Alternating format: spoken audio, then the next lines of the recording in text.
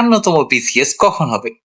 51তম BCS কি স্বাস্থ্য নিয়ে হবে নাকি এটা জেনারেল পরীক্ষাটা হবে? 51তম বিসিএস এর সিলেবাস, নিয়োগ, প্রস্তুতি সবকিছু নিয়ে আলোচনা হবে আজকের এই ভিডিওটিতে। বাংলাদেশ সরকারি কর্ম কমিশন বিপিএসসি প্রার্থীদের জন্য প্রস্তুতি রূপরেখা হিসেবে ভিডিওটি তৈরি করেছে জব সলিউশন বিডি। তো চলুন শুরু করা যাক। আসসালামু আলাইকুম, জব সলিউশনে স্বাগত। বর্তমান অবস্থা আমরা যদি একটু দেখি, 2026 সালের জুলাই সাল পর্যন্ত সার্কুলার এখন অপ্রকাশিত। 51তম বিসিএস এর আনুষ্ঠানিক নিয়োগ বিজ্ঞপ্তি সার্কুলার এখনো প্রকাশিত হয়নি।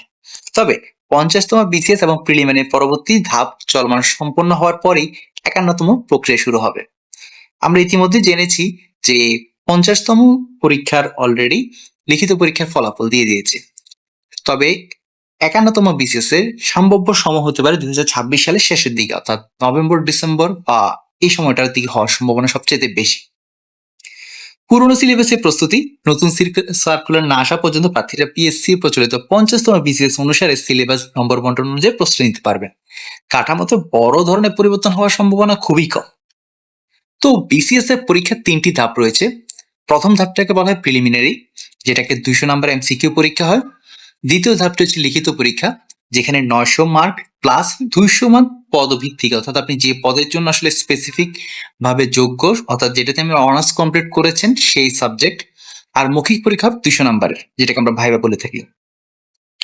তো প্রিলিমিনারিতে 10টি বিষয়ের উপর বহু নির্বাচনী প্রশ্ন, সময় 2 ঘন্টা, এবং শুধু উত্তীর্ণ অনুত্তীর্ণ যথাক্রম যোগ হয় না। সাধারণ ক্যাডারের জন্য 900 নম্বর, যেখানে কারিগরি পেশাগত ক্যাডারের জন্য নিজ বিষয়ে বাড়তি 200 নম্বর পরীক্ষা দিতে হয়। এটা পেশাগত ক্যাডারের জন্য, আর কারিগরির জন্য এটি অপ্রযোজ্য। আর মৌখিক পরীক্ষা ভাইবার ক্ষেত্রে ব্যক্তিত্ব ও সাধারণ জ্ঞান, সিদ্ধান্ত গ্রহণের দক্ষতা যাচাই ইত্যাদি বিষয়ের উপরে আসলে মেধা যাচাই করা হয়। এর ভিত্তিতে লিখিত ও ভাইবার সমন্বিত নম্বরে চূড়ান্ত মেধাক্রম তৈরি করা হয়।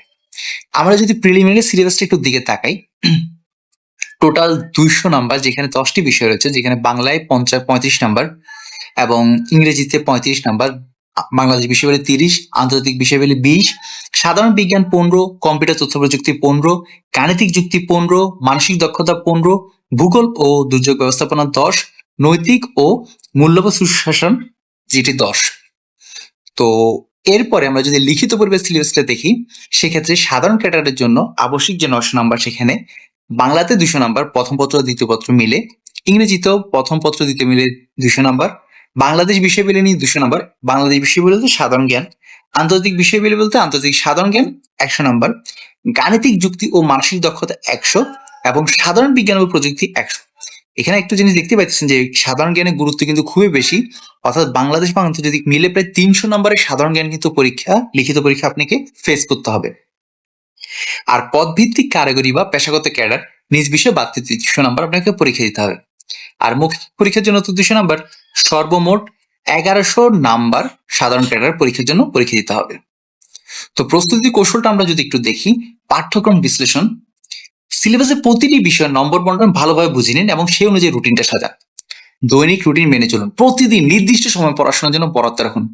ধারাবাহিকতা মুখস্থ বিদ্যার চেয়ে বেশি কার্যকর। নিয়মিত মডেল টেস্ট দিন, সাপ্তাহিক পূর্ণাঙ্গ মডেল টেস্ট দিয়ে সময় ব্যবস্থাপনা এবং দুর্বল জায়গা যাচাই করুন।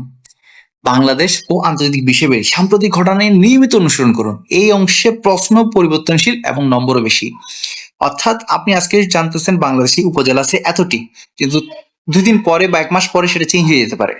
এই কারণে আপডেট যে তথ্যটা হচ্ছে, সেটা আপনি কোন যে জিনিসগুলো আপডেট হয় সেগুলো আলাদাভাবে মেনটেন করুন। হতে পারে কোনো একটা ডায়েরি বা অন্য কোথাও। মূল বই থেকে ব্যাকরণ এবং সাহিত্য বাংলা ও ইংরেজির মধ্যে মাধ্যমিক উচ্চ মাধ্যমিকের যে বইগুলো রয়েছে সেগুলোকে রেফারেন্স হিসেবে অনুসরণ করতে পারেন।